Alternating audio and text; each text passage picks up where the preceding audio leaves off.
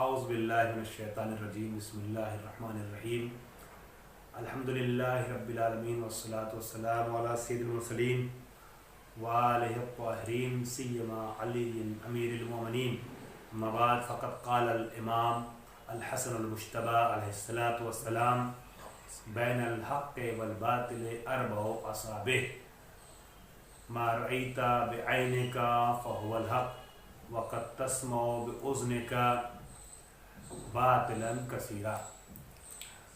حضرات، میں آج کے دے رہے ہیں آپ ان کے اس اہل خیر میں اپنے کمنٹس اور اپنے تبصروں وغیرہ کے ذریعے سے ان کی حوصلہ افزائی کر رہے ہیں، اور اب امید یہ ہے کہ جس طریقے سے آپ نے اس یوٹیوب چینل کو پسند کیا اور اپنے کمنٹس کیے، اس کو لائک کیا، سبسکرائب کر رہے ہیں، تیزی کے ساتھ ان کی حوصلہ افزائی ہو رہی ہے اور یہ کام آگے اور تیزی سے اور بہتر طریقے سے انشاءاللہ کیا جا سکتا ہے۔ ہماری آج کی گفتگو جو ہے وہ سلسلہ امامت کی دوسری کڑی اور سلسلہ عصمت کبریٰ کی چوتھی کڑی امام حسن مجتبی علیہ السلام کے متعلق ہے۔ ہم جس شخصیت کی گفتگو آج کرنا چاہتے ہیں وہ خانوادہ عصمت و طہارت سے تعلق رکھتی ہے، رسول اکرم کے نواسے ہیں۔ امام حسن کے دو نام مشہور ہیں، ایک حسن اور دوسرے شبر۔ امام حسن علیہ السلام کے کچھ القاب مشہور ہیں جن میں مجتبی، سبط اکبر، سید، ذکی، تقی وغیرہ کو سر فہرست بیان کیا جا سکتا ہے۔ آپ کی کنیت ابو محمد تھی۔ امام حسن علیہ السلام کے والد محترم امام المتقین امیر المومنین مولائے کائنات حضرت علی ابن ابی طالب علیہ السلام ہیں، پہلے امام سلسلہ امامت کے، اور آپ کی والدہ نقطۂ پرکار عصمت دختر رسول اکرم حضرت فاطمہ زہرا سلام اللہ علیہا ہیں۔ آپ کے بھائی اور بہن کا ذکر کرنا بھی ضروری ہے ان مخاطبین کے لیے کہ جو نئے ہیں اور اس طرح کی نشستوں سے زیادہ واقفیت نہیں رکھتے ہیں۔ آپ کی دو بہنیں امام علی مرتضیٰ اور جناب فاطمہ زہرا سے تھیں، جناب ام کلثوم اور جناب زینب کبریٰ، اور آپ کے عزیز بھائی سیدہ شباب اہل الجنہ حسین منی و انا من حسین کے مصداق امام حسین آپ کے بھائی تھے۔ ایک اور بھائی جناب محسن کی شہادت ولادت سے پہلے ہو گئی تھی۔ اس کے علاوہ دوسری امہات سے بھی کچھ بھائی اور بہن وجود میں آئے، دنیا میں انہوں نے قدم رکھا، جس میں جناب محمد حنفیہ اور حضرت ابوالفضل عباس وغیرہ کا نام لیا جا سکتا ہے۔ آپ کی اولاد میں جناب قاسم اور اسی طریقے سے حسن، حسین، ام الحسن، ام الحسین، فاطمہ، ام سلمہ وغیرہ کے نام لیے جا سکتے ہیں۔ آپ کی زوجات میں اہم ترین شخصیت جناب قاسم ابن حسن کی والدہ جناب ام فروہ ہیں۔ جناب ام فروہ کے علاوہ ام بشیر، ام سلمہ، خولہ، ہند اور جودہ بنت اشعث وغیرہ کے نام لیے جا سکتے ہیں، جو مختلف زبانوں میں الگ الگ زمانے میں امام حسن کی زوجیت میں شامل ہوتی گئی آئی ہیں۔ جو زوجات امام حسن علیہ السلام کی ولادت 15 رمضان المبارک سن 3 ہجری میں ہوئی، مدینہ منورہ میں، اور آپ کی شہادت 28 صفر، وہی جو رسول اکرم کی مشہور روایت کے اعتبار سے تاریخ شہادت 28 صفر کو ہوئی سن 50 ہجری، 28 صفر سن 50 ہجری۔ آپ کا مدفن مزار یا آپ کی لحد مدینہ منورہ جنت البقیع میں ہے۔ البتہ ابھی فی الحال آپ کا مزار نہیں ہے، تقریباً 1 صدی قبل آل سعود نے حملہ کرتے ہوئے جنت البقیع کے تمام مزارات کو منہدم کر دیا تھا، ان میں امام حسن کا روضہ بھی منہدم ہو گیا، لیکن آپ کی لحد جنت البقیع میں موجود ہے، پائی جاتی ہے۔ امام حسن علیہ السلام کی عمر 48 سال کی تقریباً، اور مدت امامت جو ہے وہ تقریباً 10 سال کی تھی۔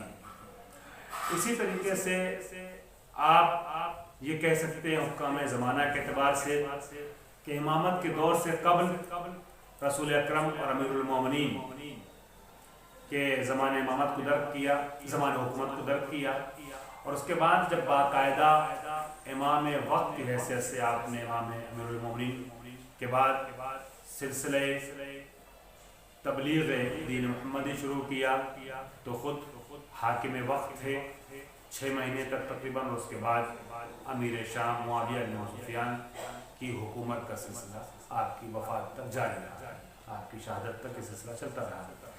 امام حسن علیہ السلام کی خصوصیات اور آپ کے خاص واقعات میں نمونے کے طور پر، مثال کے طور پہ 2 باتیں بیان کی جا سکتی ہیں۔ پہلا واقعہ یہ ہے کہ امیر شام نے ایک بار لوگوں کے درمیان بیت المال سے دولت تقسیم کرنے کا اعلان کرایا اور سب کو بلا بھیجا کہ اپنی اپنی استطاعت کے اعتبار سے دولت آ کے لے جائے، اور اپنے کارندوں کو مامور کیا کہ سب کی استطاعت کے اعتبار سے دولت عطا کریں۔ امام حسن کے پاس بار بار پیغام گیا، لیکن امام حسن آ نہیں رہے تھے، پر اصرار ہوا تو کچھ مصلحتوں کو محسوس کرتے ہوئے امام حسن تشریف لے گئے۔ امام حسن جب گئے تو امیر شام معاویہ بن سفیان نے طنز کیا کہ آپ یہ سمجھ رہے تھے کہ تاخیر سے آئیں گے تو ہمارا بیت المال خالی ہو چکا ہوگا اور آپ کے شان ہم آپ کو عطا نہیں کر پائیں گے۔ اس موقع پر امام حسن خاموش رہے اور حکمت آمیز عمل کے ذریعے سے جواب دیا، یہاں تک کہ امام حسن بیٹھے ہوئے تھے، خزانے کا انبار دروازہ کھولا گیا، ایک انبار خزانے کا امام کے سامنے تیار رکھ دیا گیا۔ بیت المال کا دروازہ کھلنے کے بعد جواہرات، بھلات، تمام چیزیں لا کے امام کے سامنے رکھی گئی، اور جب بہت کثیر مقدار میں جواہرات امام کے سامنے آ گئے تو امیر شام نے مسکرا کے کہا کہ آپ سمجھتے تھے کہ امام کے شاہ نشان آپ کی خدمت نہیں کر پائیں گے، یہ ساری دولت آپ کی ہے۔ اسی دربار میں موجود امام کے کسی چاہنے والے نے دیکھا کہ امام کی جوتی کج رکھی ہوئی تھی، تھوڑا سا ٹیڑھی تھی، اس نے بڑھ کر کے احترام امامت کو ملحوظ خاطر رکھتے ہوئے جوتی سیدھی کر دی۔ ادھر اس نے جوتی سیدھی کی، ادھر امام نے اپنے چاہنے والے غلام سے کہا، اس امام کے عاشق سے امام نے فرمایا کہ جا یہ ساری دولت تیری ہے۔ امیر شام کی طرف مسکرا کے دیکھتے ہوئے اپنی نظروں کے جملے سے یہ جواب دیا، جس دولت کو تو امام وقت کے شایع نشان سمجھتا تھا وہ تو ہمارے غلام کے لیے ناکافی ہے۔ امام کی خصوصیات کا ایک پہلو اور اخلاقی پہلو امام کی زندگی کا یہ بھی ہے کہ بہت مشہور واقعہ کہ شام کی گندی فضا سے متاثر ذہنیت کا حامل انسان آتا ہے، اور آنے کے بعد امام حسن کے سامنے امیر المومنین کو گالیاں دینے لگتا ہے، برا بھلا کہنے لگتا ہے۔ امیر المومنین کو جب برا بھلا کہہ رہا تھا تو امام حسن نے ناراضگی کے بجائے اس سے ایک جملہ کہا کہ بھائی ایسا لگتا ہے جیسے تو شہر میں مسافر ہے، غریب ہے، اگر تجھے رہنے کے لیے جگہ چاہیے تو ہمارا مکان حاضر ہے، اگر تجھے کھانا چاہیے تو ہمارا دسترخوان ہر خاص و عام کے لیے بچھا ہے، اور اگر تجھے لباس کی ضرورت ہے تو ہم خود پرانے لباس پہن کر نئے لباس دوسروں کے اور آنے والوں کے حوالے کر دیتے ہیں۔ وہ انسان اتنا متاثر ہوتا ہے اور متاثر ہونے کے بعد کہتا ہے، حسن ابن علی، آج کے پہلے آپ کے باپ کا مجھ سے بڑا کوئی دشمن نہ تھا اور آج کے بعد سے مجھ سے بڑا کوئی چاہنے والا نہیں ہو سکتا ہے۔ امام حسن غریب نواز تھے، لوگوں سے محبت سے پیش آتے تھے، خاص کر غلاموں اور کنیزوں کے ساتھ بہت محبت کرتے تھے۔ امام حسن علیہ السلام نے اپنی کچھ شادیاں بھی بعض علماء کے کہنے کے مطابق بعض ضرورت مندوں کی سرپرستی کے خیال سے کی تھی۔ امام حسن علیہ السلام بڑی عظیم شخصیت اور بڑی عظیم ذات کے مالک تھے۔ آپ صاحب کرامت تھے، صاحب اعجاز تھے۔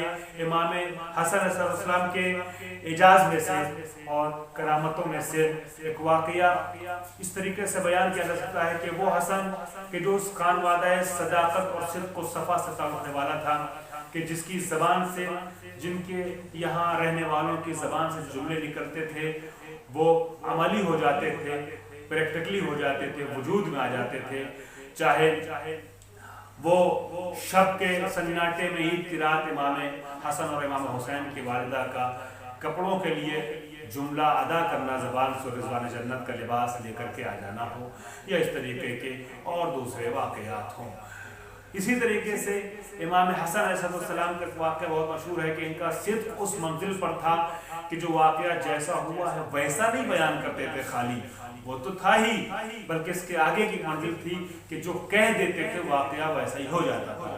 چنانچہ صلح حسن جو ہوئی ہے امیر شام سے جنگ کے بعد، اس صلح کے بعد امیر شام کے سازشوں کے تحت بہت زیادہ کوشش ہو رہی تھی کہ امام حسن کے خلاف طعن و تشنیع کی جائے، طنز کیا جائے، امام کو بدنام کرنے کی کوشش ہو رہی تھی۔ بڑے واقعات رونما ہوئے، انہی واقعات میں سے ایک واقعہ یہ تھا کہ کچھ مخالفین تھے جو امام حسن کے احباب کے درمیان مسجد میں آ گئے تھے اور وہاں پر طنز اور ٹونٹ وغیرہ کر رہے تھے، امام حسن کے خلاف باتیں کر رہے تھے۔ اس میں ایک شامی وہ بھی تھا کہ جس نے امام حسن کے ساتھ ساتھ امیر المومنین کو بھی برا بھلا کہنا شروع کر دیا۔ اس وقت کہ جب امام حسن یہ کہہ رہے تھے، ان لوگوں کے جواب میں جو شک اور شبہے کی نگاہ سے امام کے فیصلے کو دیکھ رہے تھے، امام حسن نے یہ فرمایا کہ اگر میں چاہوں تو شام کو عراق میں تبدیل کر سکتا ہوں اور عراق کو شام میں بدل سکتا ہوں۔ میرے پاس یہ اختیار ہے کہ اگر میں چاہوں تو مرد کو عورت بنا سکتا ہوں، عورت کو مرد بنا سکتا ہوں۔ اس مجمع میں بیٹھے ہوئے ایک گستاخ نے کھڑے ہو کے پہلے مولا کے خلاف کچھ جملے کہے اور اس کے جس کو نقل نہیں کیا جا سکتا، بیان نہیں کیا جا سکتا ہے، اور اس کے بعد پھر امام حسن کی گستاخی کرنے لگا، امام حسن کی شان میں گستاخی کرنے لگا اور توہین کرنے لگا امام حسن کی، اور یہ کہتا ہے کہ میں تو نہیں مانتا کہ کوئی ایسا بھی کر سکتا ہے کہ مرد کو عورت اور عورت کو مرد کر دے۔ یہ سب ہمارے لفظوں میں یہ تو صرف بڑی بڑی باتیں کرنے جیسا ہے، کوئی ایسا کام کرنے والا نہیں ہے۔ اس مرحلے پر امام حسن علیہ السلام اس مرد شامی کو خطاب کرتے ہوئے کہتے ہیں، تجھے شرم نہیں آتی ہے کہ تو عورت ہوتے ہوئے مردوں کے درمیان آ گئی ہے، نامحرموں کے مجمع بیٹھی ہوئی ہے۔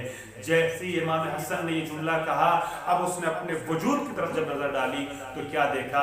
اندام بدن، اندام جسمانی، زنا نے عورتوں کی طریقے سے اور اندام زنان کی طریقے سے عورتوں کے جسم کے طریقے سے ہو چکے تھے، بدل چکے تھے اندام جسمانی اس کے اور اعضاء جسمانی، اور اب وہ مرد جو ہے وہ عورت بن چکا تھا۔ جب اپنے کو اس حالت میں دیکھا تو امام حسن نے ایک جملہ اور اضافہ کیا اور فرمایا، اب تو گھر جا اور جو تیری بیوی تھی وہ اب مرد بن چکی ہے، اور اب تو جا اور جانے کے بعد اس کے ساتھ زندگی گزار، اور تم دونوں کی ہم بستری سے، تم دونوں کی مجامعت سے ایک بچہ پیدا ہوگا جو مخنث ہوگا، جو نہ مرد میں ہوگا نہ عورت میں ہوگا۔ اب وہ گھر جاتا ہے تو دیکھتا ہے واقعی اس کی بیوی اب مرد بن چکی ہے، یعنی مرد عورت اور عورت مرد میں تبدیل ہو چکے۔ امام حسن کے اشارے پر وہ گھبراتے ہوئے شرمندہ ہو کر کے امام کے پاس آتا ہے۔ میاں اور بیوی دونوں معافی مانگتے ہیں، شرمندگی اظہار کرتے ہیں، مولا میں آپ کے اعجاز اور کرشمے کو دیکھ چکا، اب اس کے آگے جو منزل آپ نے بیان فرمائی ہے اس اعجاز کا اظہار نہ کیجیے اور ہمیں ہماری حالت پہ واپس لوٹا دیے۔ امام نے خدا سے دعا کی، کریم رب نے، کریم امام اور خالص بندے ربانی کے की दुआ को कबूल करते हुए उस मर्द शामी को और उसकी ज़ौजा को उसकी आखिरी हालत पे लौटा दिया। इस तरीके के मुजज़ात और भी हैं, लेकिन हमें चूँकि इमाम हसन अलैहिस्सलाम की ज़िंदगी के एक अहम रुख की तरफ जाना है, उस रुख को बयान किए बगैर इमाम के मुताल्लिक़ गुफ्तगू अधूरी है, नाक़िस है। वो है सुलह इमाम हसन। सुलह इमाम हसन को बाज़ लोगों ने शक की निगाह से देखा है, लेकिन जब सुलह इमाम हसन की शर्तों को आप देखिएगा और सुलह इमाम हसन के जो इल्ल और असबाब हैं जो उलमा ने तहरीर किए हैं, जिसमें सबसे नुमायां तौर पे जो काम हुआ है वो शरीफ रज़ी रहमतुल्लाह अलैह ने सुलहुल हसन में किया है। सुलहुल हसन में बहुत तहक़ीक़ी तौर पे इन तमाम चीज़ों को पेश किया गया है कि इमाम हसन ने जो सुलह की है, सुलह के लिए कुछ इल्ल और असबाब थे, कुछ उसकी वजूहात थी, और सुलह की जो शर्तें इमाम हसन ने तहरीर की है वो कागज़ असल में अमीर शान के लिए कफन बन गया है। इल्ल और असबाब के लिए कुछ चुनिंदा असबाब और इल्ल को और वजूहात को मैं बयान करना चाहता हूँ चंद लम्हों में। पहली वजह सुलह हसन की लश्कर की थकान थी, क्योंकि ये लश्कर इमाम हसन के साथ था कि वो लश्कर था जो हज़रत अली की शहादत के बाद इमाम हसन के साथ हुआ था। चुनांचे जंग जमल, जंग सिफ़ीन और जंग नहरवान जैसी बड़ी जंगें, उसके अलावा भी कुछ मुख्तसर जंगें हो चुकी थी। इन 3 बड़ी जंगों के बाद 3 साल के अंदर 3 बड़ी जंगों के बाद अब ये लश्कर थका हुआ था। लश्कर वही इंसान है, कोई मशीन नहीं है। मशीन को भी रेस्ट चाहिए होता है, इंसान को तरोताज़गी चाहिए। वो थका हुआ लश्कर इमाम हसन को मिला था जो जंग के लिए आमादा नहीं था, आनाकानी कर रहा था। दूसरी वजह थी लश्कर का मुतज़ाद अनासिर पर मुश्तमिल होना। उस लश्कर हसनी में सब इमाम को इमाम वक्त मान करके मैदान जंग में जाने वाले नहीं थे कि इमाम जब कहें जंग करो तो करें, जब कहें रुक जाओ तो रुक जाए, इमाम कहें इधर जाओ तो इधर जाए, इमाम कहें उधर जाओ तो उधर जाए। नहीं, उसमें कुछ जो है वो खवारिज भी थे जो दुश्मनी मुआविया में इमाम हसन के साथ हो गए थे, क्योंकि अब जंग सिफ़ीन के वाक़े के बाद वो शर्मिंदा थे। अलबत्ता इमाम अली के साथ नहीं हुए, लेकिन मुआविया के मुखालिफ भी थे। कुछ वो थे कि जो माल गनीमत के लालच में साथ आए थे कि जंग होगी तो माल गनीमत हमें मिलेगा, जो हम जीतेंगे। कुछ वो थे कि जो इमाम को इमाम वक्त तो नहीं मानते थे, लेकिन कबीले का सरदार चूंकि इमाम के लश्कर में था, लिहाजा उसका साथ देने के लिए इमाम के साथ। इस तरीके के मुतज़ाद अनासिर पर मुश्तमिल लश्कर था। लश्कर इमाम का खालिस लश्कर नहीं था। 12,000 का मुख्तसर सा लश्कर था, वो भी ऐसे अनासिर पर मुश्तमिल था। अब उसके बाद एक वजह ये थी कि लश्कर के सरदारों ने बेवफाई की। सईद इब्न कैस या कैस इब्न सईद और उबैदुल्लाह इब्न अब्बास, इन लोगों ने, सईद इब्न कैस और उबैदुल्लाह इब्न अब्बास ने इमाम के साथ बेवफाई की और मुआविया से रातों रात ये लोग मिल गए थे और लश्कर को कई 2 हिस्सों में 3 हिस्सों में बांट दिया गया था, 3 टुकड़ों में बढ़ गया था। असल जो लश्कर इमाम को बचा हुआ था वो 12 में से सिर्फ 4,000 था, और उसमें भी कैसे अफराद थे। एक वजह सुनो की ये थी इल्लत और सबब कि लश्कर में जो अफराद थे उन्होंने भी बेवफाई की। इमाम हसन के पास मुआविया इब्न अबी सुफियान ने कुछ खतूत भेजे थे जो इमाम के लश्कर वालों की तरफ से लिखे गए थे, और वो खतूत भेजे और कहा, देखिए आप जंग कीजिए, जब जंग होगी तो हम हसन इब्न अली को गिरफ्तार करके पकड़ के खुद आपके हवाले कर देंगे। मुआविया ने कहा कि आप किन लोगों के ऊपर भरोसा करके जंग कर रहे हैं? आपके लश्कर में तो ऐसे अफराद शामिल हैं जो आपको गिरफ्तार करके हमारे हवाले करने को तैयार हैं। ऐसा लश्कर था। इल्ल और असबाब में से खुद शियों का तहफ़्फ़ुज़ था। 5 इमाम फरमाते हैं कि अगर वही 5 इमाम इमाम हसन और पंजतन पाक के लिए कहते हैं कि अगर मुबाहले वाले दिन इमाम हसन ने, इमाम हुसैन ने, पंजतन पाक ने बद्दुआ करनी होती ईसाइयों के खिलाफ, तो रोए ज़मीन पर कोई एक भी ईसाई बाकी ना रहता, नस्ल ईसाई ख़त्म हो जाती। जिस इमाम हसन के लिए इमाम बाक़िर ने जुमला फरमाया था, उसी इमाम हसन के सुल्ह के लिए इमाम बाक़िर दूसरे तरीके से जुमला फरमाते हैं कि अगर इमाम हसन सुल्ह न करते तो ज़ाहिरी एतबार से दुनिया से शियों का खात्मा हो जाता, सारे शिया खत्म हो जाते, मारे जाते। लिहाजा सुल्ह के जरिए से इमाम हसन ने अपने शियों का तहफ़्फ़ुज़ किया है। उसके अलावा ज़माने की इक़्तिज़ा थी ابھی تازہ مسلمان جو ہے وہ اسٹیبلشڈ ہوئے تھے، انہوں نے استقرار پایا تھا، استحکام ملا تھا. ادھر روم کی طاقت جو ہے وہ مسلمانوں کی آپسی خانہ جنگی کی منتظر تھی. اور روایت میں یہ ہے کہ جب امیر شام کا لشکر واپس پہنچا ہے تو پتہ چلا شام کے دروازے تک روم کا لشکر آ گیا تھا کہ یہ آپس میں لڑیں گے، ادھر اٹیک کریں گے اور یہ اسلام ختم ہو جائے گا، مسلمان برباد ہو جائیں گے. تو لہٰذا اصل اسلام کی اور مسلمانوں کی بقا امام حسن کے لیے زیادہ ضروری تھی اپنی ظاہری فتح کے مقابلے میں. ٹھیک ہے، ایک وجہ یہ بھی تھی. اور ایک وجہ اہم وجہ یہ تھی کہ امام حسن جو ہے وہ امیر شام کی ایک سازش کو نقش برآب کرنا چاہتے تھے. جب جنگ دیکھیے امیر شام بھی یہ نہیں چاہتا تھا، وہ یزید جیسا بیوقوف نہیں تھا، فاسق و فاجر کہہ سکتے ہیں چونکہ امام وقت کے مقابلے میں آیا، لیکن یزید جیسا بیوقوف فاسق و فاجر نہیں تھا. امیر شام نے ابھی یہ جرأت نہیں حاصل کی تھی، یہ جرأت نہیں پیدا ہوئی تھی اس میں کہ فرزند پیغمبر کو قتل کر دے. اتنا شعور رکھتا تھا، نبی کے ساتھ رہ چکا تھا، لہٰذا نبی کے نواسے کے قتل کا دھبا اپنے دامن میں وہ انسان نہیں لے سکتا تھا. امریاز جیسا مکار اس کے ساتھ تھا تو اس کا قتل کرنا مقصد نہیں تھا. پھر مقصد کیا تھا؟ اصل میں تھا یہ کہ فتح مکہ کے موقع پہ رسول اکرم نے سب کو جو گرفتار کیے گئے تھے مکے والے، جس میں یہ امیر شام اور اس کا پورا خاندان شامل تھا، ان کے لیے جملہ فرمایا تھا انتم طلقاء، تم سب کے سب آزاد کردہ ہو، جاؤ تمہیں آزاد کر. یہ آزادی کا ایک احسان تھا جو امام حسن کے جد محترم رسول اکرم نے بنی امیہ کے اوپر کیا تھا اور یہ لیبل لگایا تھا انتم طلقاء کا. امام حسن سے جنگ جب ہوتی اور اس کے بعد جنگ میں چونکہ امام حسن کو قتل کرنا مقصود نہیں تھا، گرفتار کیا جاتا اور گرفتار کر کے پھر یہ معاویہ کے سامنے لایا تھا اور معاویہ آزاد کر کے فتح مکہ کے موقع پر اپنے دامن پہ لگے ہوئے دھبے کو دھو دیتا.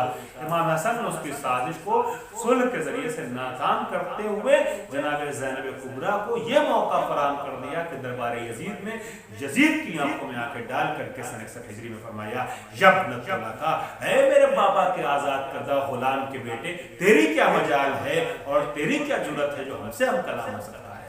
تو تیرا باپ تو میرے جد کا آزاد کردہ غلام تھا. تو لقا انہی لوگوں کو کہتے ہیں جو جنگ میں گرفتار کر کے لائے جاتے ہیں پھر آزاد کر دیا کرتے غلام. وہ غلامی کا جذبہ تھا امیر شام کے دامن پہ جس کو ہٹانا چاہتا تھا. یہ ساری اور بھی اسباب تھی. اب آ جائیے شرطوں پہ. میں جلدی کچھ شرطیں اس کی گہرائی میں گئے بغیر عرض کر دوں. امام حسن نے جو صلح نامہ تحریر کیا وہاں سے سادہ پیپر آیا تھا دستخط کر کے نشان کی، اس پہ آپ جو ہے وہ شرطیں لکھ دیجیے صلح کی. ٹھیک ہے.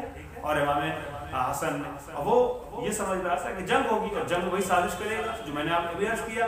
لیکن امام حسن نے اچھا صلح کا جب پیپر واپس رکھا جائے گا تو کہہ سکے گا کہ ہم نے تو جو ہے وہ صلح کی بھیک مانگی تھی، ہم نیچے دستخط کر کے سادے کاغذ بھیج دی تھی، مگر فرزند رسول نے وہ بھیک نہیں دی.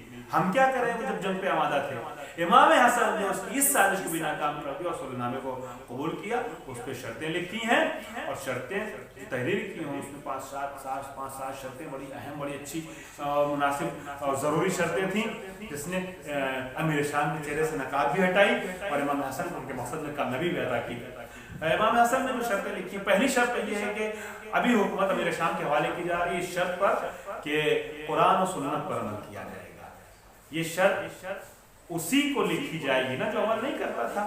وہ امام حسن نے بتا دیا، آج بھی 1400 سال کے بعد بھی یہ شرط نامہ موجود ہے صلح نامہ، اور یہ بتا رہا ہے کہ امیر شام جو ہے وہ سفیان کا بیٹا وہ قرآن و سنت پر عمل نہیں کرتا تھا، قرآن و سنت کا مذاق اڑاتا تھا. دوسری شرط یہ ہے کہ حکومت ابھی فی الحال حوالے کی جا رہی ہے مگر یزید کو اپنے بعد وہ حاکم نہیں یا ولی عہد نہیں بنا سکتا ہے. اگر امام حسن زندہ رہے تو حکومت امام کا حق ہے، اگر نہیں رہے تو امام حسین کا حق ہے. مگر معاویہ بن سفیان نے اپنے مرنے سے پہلے یزید کے لیے بیعت کا مطالبہ لوگوں سے کر کے ولی عہد بنا کر کے اس شرط کو پامال کیا جس شرط کو اس نے خود قبول کیا تھا. یہ بھی عرب کے اور انسانیت کے دستور کے خلاف ہے. امام حسن علیہ السلام نے یہ بھی کہا تھا کہ شرطوں میں یہ بات بھی لکھی ہوئی تھی. امام حسن علیہ السلام نے ایک شرط یہ بھی لکھی تھی کہ جو دارابجد کا وہ ہے کیا بولتے ہیں ٹیکس ہے وہ ہم کو دیا جائے گا، ہمارے پاس دلایا جائے گا. साथ में ये भी कहा था कि इराक का जो बैतुल माल है ना कूफे का, इस बैतुल माल से अमीर शाम से कोई मतलब नहीं रहेगा, ये इमाम हसन खुद जैसे चाहेंगे वैसे खर्च करेंगे। साथ में एक शर्त रखी, उस पर लिखी थी सुलहनामे पर कि जो मजलूम है बिलखुसूस शियाने अहले बैत, उनका पीछा नहीं किया जाएगा हुकूमत उमवी की तरफ से और लश्कर शाम की तरफ से, उनको आज़ाद छोड़ दिया जाएगा, उनको जुल्म और बर्बरियत का निशाना नहीं बनाया जाएगा। इसके साथ एक शर्त इमाम हसन ने ये भी इसमें बढ़ाई थी कि इसी सुलहनामे में कुछ चीज़ें इमाम हसन अलैहिस्सलाम ने ऐड की थी, तो कुछ चीज़ों का इजाफा किया था, कुछ शर्तें तहरीर की थी। उन शर्तों में से एक अहम शर्त जो इमाम हसन ने तहरीर की, वो शर्त इस एतबार से बड़ी अहम है कि ये शर्त असल में जो है वो ज़मीना साज़ जंग करबला बन रही है, जिसकी तरफ मैंने इशारा किया कि अमीरुल मोमिनीन के ऊपर गालियां नहीं दी जाएंगी, गालियां और लानत नहीं बरसाई जाएगी। एक तरफ वो शर्त कि हुकूमत हसन या फिर हुसैन का हक होगा, दूसरी जानिब ये कि अमीरुल मोमिनीन को बुरा भला नहीं कहा जाएगा। ये चूंकि मुसलसल होता रहा, अमीर शाम के दौर में गालियां दी जाती रहीं और वलीअहद जो है अपने बाद यजीद को बना दिया। इस चीज ने इमाम हुसैन को ये मौका फराहम किया, क्योंकि इमाम हसन और मुआविया की शर्तों सुलहनामे में जो शर्तें थी उसको पामाल कर दिया था अमीर शाम ने। अब इमाम हुसैन के पास ये मौका था कि इमाम हुसैन क़याम करें और जंग करबला रूनुमा हो। चुनांचे करबला की जंग होती है, इसीलिए इस मौके पर शायर ने बड़ा अच्छा शेर बयान किया, चार मिसरे कि जब उजाला उफ़ुक़े खून से बाहर निकला, हम जहां चांद समझते थे वहां सर निकला, जब मेरी सुल पलट आई मेरे घर मायूस, मारे का तब मेरे दरवाजे से बाहर निकला। गोया सुल है सनी ज़मीना साज़ जंगे करबला थी। एक और अहम शर्त जो थी वो ये थी कि जंग सिफ़ीन और जंग जमल में जो लोग अमीरुल मोमिनीन के रिकाब में थे, शामिल हम रिकाब थे, वो जो मारे गए हैं, शहीद किए गए हैं, उनका खून बहा अमीर शाम की तरफ से भेजा जाएगा, अमीर शाम की तरफ से भेजा जाएगा। भाई जंग सिफ़ीन तो हुई मुआविया से, जंग जमल तो हजरत आयशा, तलहा, जुबैर ये लोग आए थे करने के लिए, फिर उनका खून बहा क्यों मांगा? उसकी वजह ये थी कि इमाम हसन जाहिर करना चाह रहे थे कि जंग जमल अगरचे बसरे में हो रही है, कुछ असहाब और नबी की ज़ौजा जो है वो उसको उसकी क़यादत कर रही है, लेकिन इस जंग की जो प्लानिंग की गई है वो शाम में की गई है, मास्टरमाइंड वहीं बैठा हुआ है। इसीलिए उससे मुतालबा किया गया कि इस जंग में हमारे साथी जितने मारे गए हैं सबका खून बहा तुम्हें देना पड़ेगा, और टैक्स मांग करके, जिजिया मांग करके, दारा जब्त का या जो भी कह लीजिए, ये टैक्स मांग करके इमाम हसन ने एक तरीके से खत बुतलान अमीर शाम के ईमान पे खींचा है। चुनांचे टैक्स का कानून इस्लाम में जिजिया कानून ये है कि काफिर से जिजिया मुसलमान हाकिम देता है, और अमीर शाम ने शर्त को कबूल भी किया, इनकार नहीं किया कि ये तो इस्लामी कानून के खिलाफ आप कर रहे हैं, कबूल कर लिया। वो इमाम हसन ने अपने अमल से ये जाहिर कर दिया कि मैं असल में हाकिम इस्लामी हूँ, टैक्स उससे मांग रहा हूँ, उसको इस मुसलमान तक नहीं मानता हूँ मुखालिफ को। ये सारी चीज़ें थी। इन तमाम चीज़ों के बाद भी चूँकि लोग इमाम हसन के आशिक बने रहे, अमीर शाम को ये चीज़ें पसंद नहीं आईं, ये चीज़ें मुसलसल अमीर शाम को भटकती रहीं। यही वजह थी मेरे दोस्तों, अजीज़ों और नाजरीन कि अमीर शाम ने मुसलसल साजिश की इमाम हसन को शहीद करने की, और शाम में रहते हुए रोम से जहर मंगा करके इमाम हसन के पास जोधा बिन्त अशज के ज़रिए से भेजा गया कि इमाम हसन को जोधा के ज़रिए से शहीद किया जाए। जहर दिया गया, जब जहर दिया गया तो जहर की तकलीफ़ के नतीजे में इमाम हसन के जिगर के 72 टुकड़े हुए जो तश्त में गिरे, और इमाम हुसैन अलैहिस्सलाम ने इमाम हसन को जन्नतुल बकी में दफन किया, क्योंकि नबी के पास दफनाना चाहते थे, मगर नबी की एक ज़ौजा ने और मरवान ने उनके इशारे पर तीर बारानी की, इमाम हसन के जनाजे पर तीर बरसाए गए। नतीजतन इमाम हुसैन ने इमाम हसन को जन्नतुल बकी में दफन कर दिया। واخر دعوانا الحمدللہ رب العالمین۔ میں آخر میں ایک پیغام بس یہ دینا چاہتا ہوں کہ امام حسن نے یہ فرمایا تھا کہ جو جملہ میں نے شروع میں پڑھا کہ حق اور باطل کے درمیان، آج میں امام حسن کے ذریعے سے اپنے تمام مخاطبین تک کے پیغام دینا چاہ رہا ہوں اس حدیث کے سارے سے۔